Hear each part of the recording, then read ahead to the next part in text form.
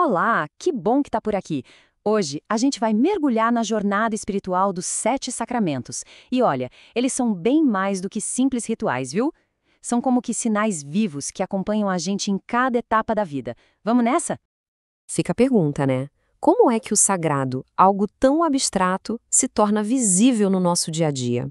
Bom, para a fé cristã, a resposta está justamente nos sacramentos. Eles são vistos como encontros de verdade, criados por Jesus, para que a presença dele fosse sentida ao longo da vida toda. A ideia principal é que Deus se comunica por meio de sinais. O próprio Cristo é visto como o grande sinal de Deus aqui na Terra.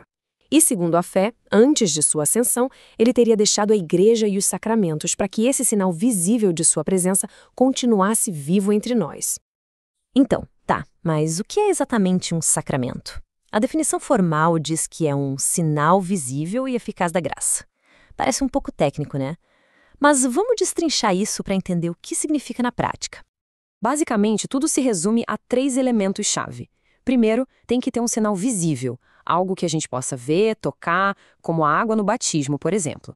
Segundo, foi instituído por Cristo, porque a crença é que só Deus pode conectar um sinal físico a uma graça espiritual. E terceiro, o objetivo é conceder a graça, que, no fim das contas, é essa conexão profunda com Deus. Simples assim. E aqui vem uma das ideias mais interessantes. Essa tabela mostra um paralelo incrível de como os 7 sacramentos espelham as fases da nossa vida. Pensa só. Assim como a gente nasce para o mundo, o batismo seria o nascimento para a vida espiritual. A gente não precisa de comida para o corpo? Então a Eucaristia alimenta a alma. E nos momentos de doença tem o remédio da unção dos enfermos. Essa estrutura mostra como a vida espiritual foi pensada para caminhar lado a lado com cada passo da jornada humana. Nossa jornada começa como não poderia deixar de ser, com o nascimento. E o primeiro sacramento, o batismo, é considerado a porta de entrada para toda a vida espiritual. Ele tem, basicamente, 2 funções centrais. A primeira é liberar do que se chama de pecado original, aquela condição de separação de Deus que seria herdada desde o começo da humanidade. E a segunda é incorporar a pessoa na igreja, ou seja, torná-la oficialmente parte da comunidade de fé. É o início de uma vida nova. E os efeitos disso são considerados muito profundos. O batismo perdoa os pecados, estabelece uma relação de filiação com Deus e, de quebra, planta as sementes da fé, da esperança e da caridade. Ele também deixa uma marca espiritual que não se apaga, sabe? E é por isso que ele é o fundamento de tudo.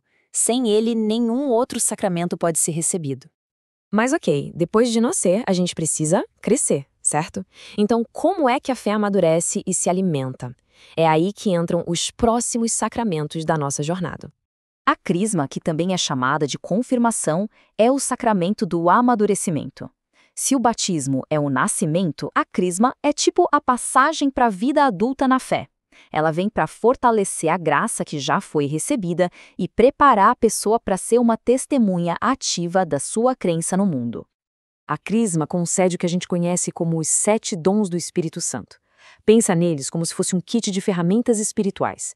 A sabedoria para ver as coisas pela ótica de Deus, a fortaleza para defender o que é certo mesmo quando é difícil, o conselho para ajudar a tomar boas decisões, são esses dons que equipam a pessoa para viver uma fé mais madura. Bom, se a crisma fortalece, a Eucaristia é o que alimenta. Esse aqui é considerado o coração da vida espiritual. É o sacramento que oferece sustento contínuo, contendo o que a fé descreve como a presença real de Cristo. Essa citação de Jesus é a chave para entender a Eucaristia. A ideia não é que seja só um símbolo, mas o próprio pão vivo. Acredita-se que, ao recebê-lo, a pessoa aumenta sua graça santificante, ou seja, aprofunda sua união com Deus, sustentando a alma nessa caminhada. Mas a gente sabe que nenhuma jornada é uma linha reta, né? Tem quedas, tem erros, momentos de fraqueza. É justamente para isso que existem os sacramentos de cura, feitos para restaurar a alma. A penitência, que a gente conhece mais como confissão, é o sacramento do perdão. É aquela oportunidade de reconhecer os erros, se reconciliar com Deus e, consertar aquele relacionamento que foi abalado pelo pecado. E o processo é uma jornada em si mesmo. Começa com uma reflexão honesta, o exame de consciência. Depois, vai para o arrependimento sincero, a contrição. Aí vem o propósito de mudar. A confissão em si é o ato de falar sobre as faltas com um sacerdote. E a penitência é um gesto para ajudar a reparar o dano que foi causado. E para os momentos de doença mais grave ou na velhice, existe a unção dos enfermos. O objetivo aqui é trazer conforto, paz, coragem.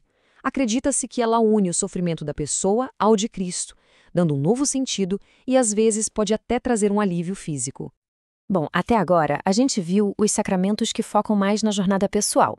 Mas os dois últimos se voltam para fora. Eles são sobre a vocação ao serviço, seja construindo a comunidade da igreja, seja construindo a comunidade da família. O matrimônio é apresentado não só como um contrato social, mas como uma vocação, um verdadeiro chamado à santidade a dois. É visto como uma aliança permanente que reflete o amor de Cristo pela humanidade. E o sacramento dá a graça específica que o casal precisa para viver esse compromisso de fidelidade e de abertura à vida. Já a ordem é o sacramento que prepara homens para servir a comunidade como bispos, padres ou diáconos. Eles recebem a autoridade para administrar os outros sacramentos, atuando, como a imagem sugere, como uma ponte, um pontífice, entre Deus e as pessoas, dedicando suas vidas para guiar e nutrir a comunidade. E com isso, a gente fecha o ciclo. Do nascimento ao serviço, vimos como cada sacramento marca um momento-chave na vida, tecendo uma rede de apoio espiritual que cobre toda a jornada. 7. Na tradição bíblica, 7 é um número que simboliza perfeição, totalidade. São 7 momentos sagrados que acompanham uma pessoa do berço ao leito de morte, oferecendo graça para começar, alimento para continuar, cura para recomeçar e uma missão a cumprir. Uma jornada espiritual completa que espelha a nossa própria jornada humana. E tudo isso nos leva a uma última pergunta, uma que vai além de qualquer fé específica. Qual é o papel dos rituais na nossa jornada de vida? Os marcos que a gente celebra, os símbolos que criamos, como é que eles nos ajudam a encontrar sentido? Fica aí a reflexão.